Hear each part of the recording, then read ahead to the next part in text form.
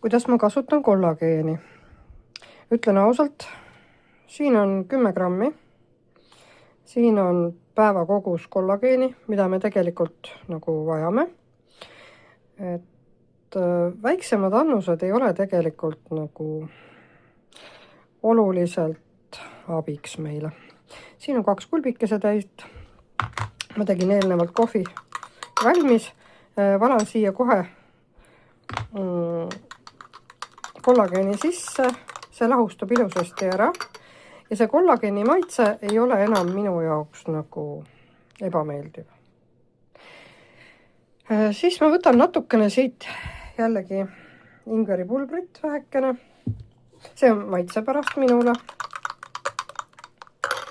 Ja kuna ma armastan seda kohvi koorega, siis ma valan siia natukene koort hulka. Ja saan sellise koore, kollageeni ja ingveri pulbri kohvi. Siin on nüüd päevane kollageeni annus täiesti olemas. Et no, ma proovin.